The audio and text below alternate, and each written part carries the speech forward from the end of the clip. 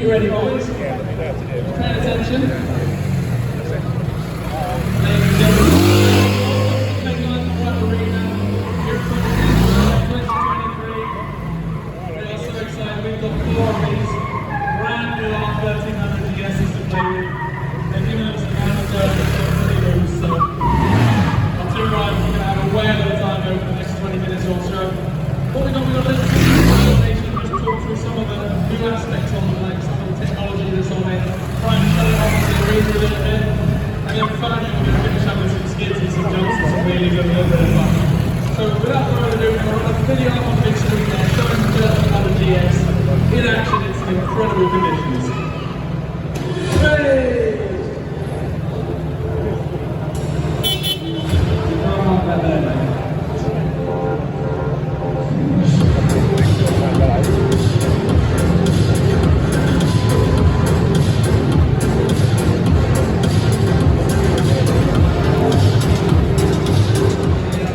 Video. The GS's strength has always been in its broad appeal, the fact that it's really good off-road.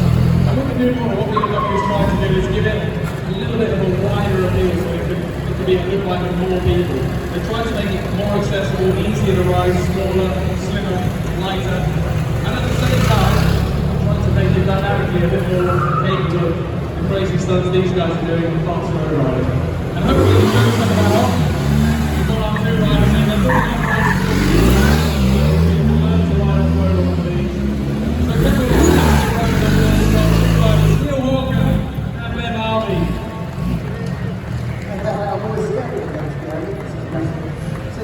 Usually we've got 4,000 acres of Welsh forest to play on. Today we've got 2 mounds of dirt to bring, it's like so close what these bikes can do. The bike probably isn't being so tough, it's been massive, and the first time we got to ride these bikes was Friday morning, and it's definitely living up to the hype, Chris. Absolutely, and I'm fortunate enough to ride them a little bit more than the event. One of the things I can say is, despite doing the race, despite how much new stuff is on the bike, it still feels familiar, it still feels like a GS, but everything's a bit sharper, a little bit tighter, a little taller. It doesn't have reverse fitting, that's just me being weird. As a guys are riding around, we can make sure we keep our arms outside the arena, we don't want anyone getting touched by another rock, especially when they get really excited in there. Now, like I said, new engine, new gearbox, new chassis, new suspension, a whole new bike. It's also quite a bit lighter as well as being smaller, so if you're clumsy like that here, keep falling over all the time. There's a poor 1-week-old motorcycle. Honestly, man. I want an apology. Let me show you this. Let me show you this. It's not a coincidence. Now, the new bike is between 8 and 12 kilos lighter than the old one, depending on the spec you go for, which means hopefully Ben can pick it up with one hand. Well, I would have been down once, so use one hand this time. Oh, give him a round of applause. He's going to have a big arm by the end of this week. He's still fairly fresh at the moment. Neil's smart enough to stand further away from him. If you want to have a go at picking the bike up after the show, or if you want to do some of these nice fingertip balancing the bike exercises, get a taste of some of the stuff we do at the Offroad school, come and see us, come and give us a shout. There we are, he's there. Come and get signed on, come into the arena and do some of these bike handling exercises. See if you can get the balance like that.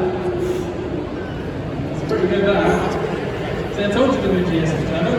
Now, one of the other things they've got on this bike, part of what they're trying to do to make it more accessible, they've actually given the option now of an adaptive ride-back system. So as you ride around, when you slow down below 25 kilometers an hour, the suspension lowers itself by 30 millimeters, which helps you get your feet to the ground. It also makes the bike a lower center of gravity, makes it a bit maneuverable in slow situations. And as you ride away, as you speed back up, the bike lifts itself back up on the springs, gives you a little bit more long ride, also that higher center of gravity makes the bike steer a bit better, gives a bit more of a dynamic feel. So Ben and Neil are just going to demonstrate 2 different ride heights for us. In off-road mode, you can actually set it manually. You thought you'd be riding slower off-road, so you can choose between a high and a low suspension. And in road mode, it does it all automatically as you ride along. Now, the next thing I want to talk about on the suspension system is the new active spring rate. Now, that sounds like something that should be impossible. Spring rate is set by how big the cords on the spring are, but what they've done on these bikes now is they've fitted a second spring inside the canister of the shock absorber, and that's activated by a hydraulic valve. So when you're in a softer ride, it goes and riding in rain mode, riding slowly, the valves open so you don't lose the second spring. The bike's nice and quiet, nice and soft, gives you that kind of comfortable feeling. Also on wet slippery roads it gives you a little bit more feeling, a little bit more movement in the bike. Then when you want to start going faster, riding harder, putting more luggage on, or if you want to start putting into the dynamic riding modes, it activates that second spring. It actually physically stiffens the suspension up, which makes the bike a little bit more agile, a little bit more dynamic, and a little bit more tolerant if you're throwing it around all over the place. It's actually the first system of its kind on the road cycle. Come on boys, stop arguing. Now, you'll notice Neil and Ben have swapped to two different bikes here. So these two bikes, they don't have the adaptive ride system. What they have got is the small suspension package, which, as you can see, they sit physically a bit taller on the springs. Again, this was BMW's attempt to stretch what the GS can do. They want to move it further into that sports arena. So with the taller suspension, the bike actually is a little bit more dynamic on the road. It steers different again, it's sharpens up the steering circulation. It makes the bike a little bit more sprightly, a little bit more agile. Head on the doing monsters like Ben and Neil are doing there.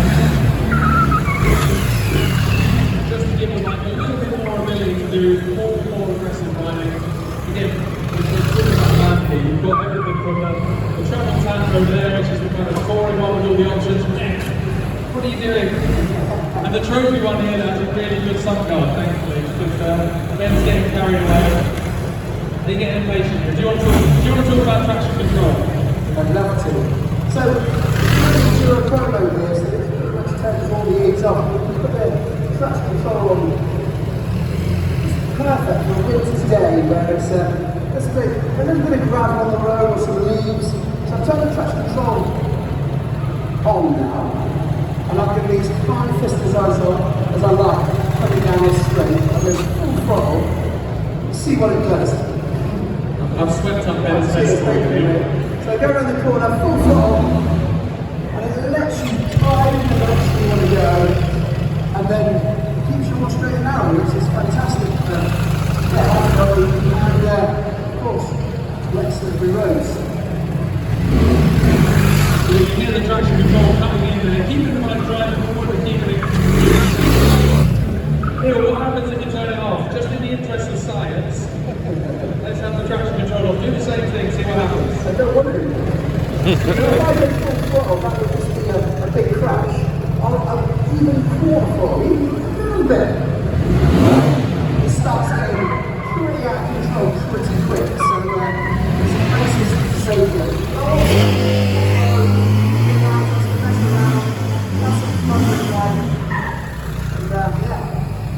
That second bit didn't look very scientific. It looked like you were moving around that. The traction control system comes into its own off-road, rolling out big long sticky lines, keeps the bike driving forward. Maybe not so relevant on the road, but one thing it is the ABS system. Let's have a show of hands. Anyone out there been out on their bikes in the last couple of weeks?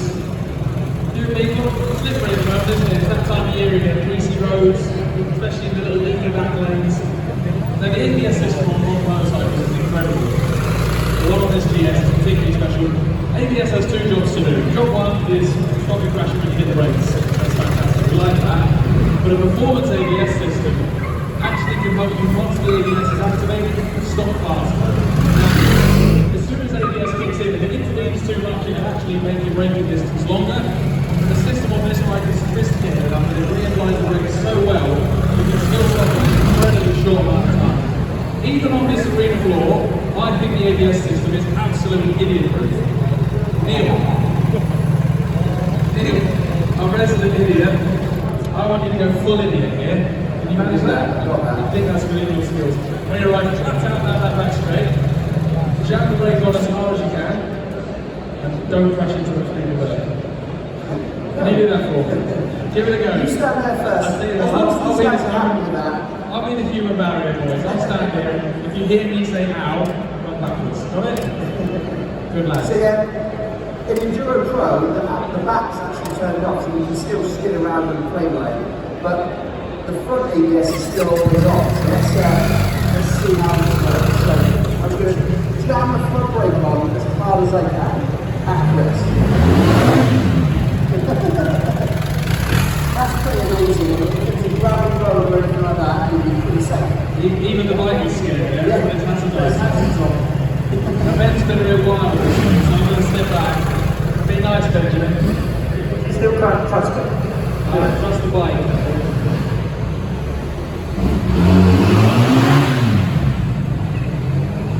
Right, that's quite enough of that.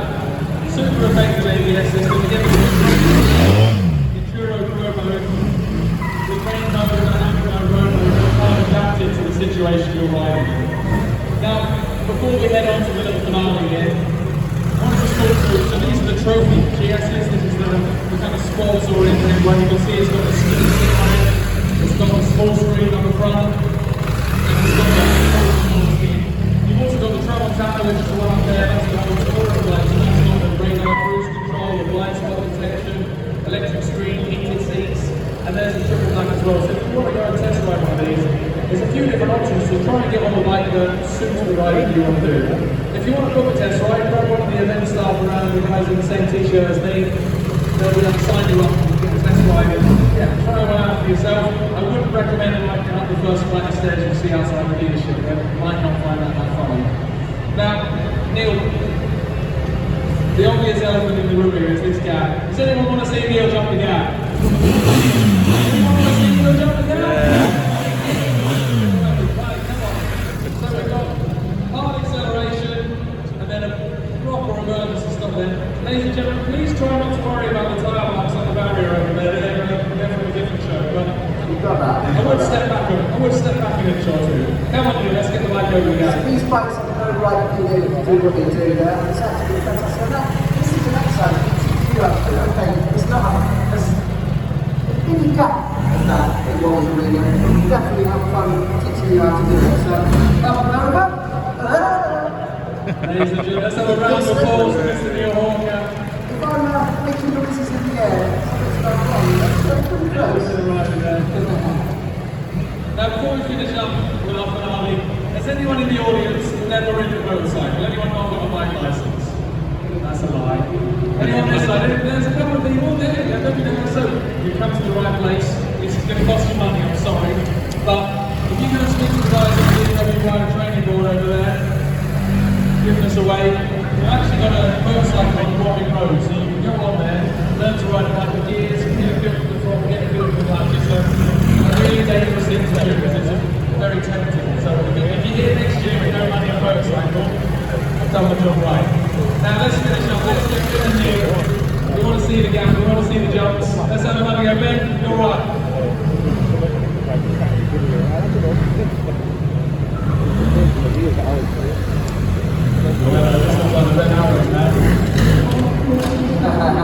Fantastic, love looking at the rider. Ladies and gentlemen, let's have a massive round of applause for our two riders, Neil Hawker and Ben Harvey, and of course the R1300GS. It's alright, we've got 50 quid off this plate every time he drops it, don't worry about it. Come and see us after the show, come and have a go at picking the bikes up. Thanks very much for watching, have a wonderful afternoon.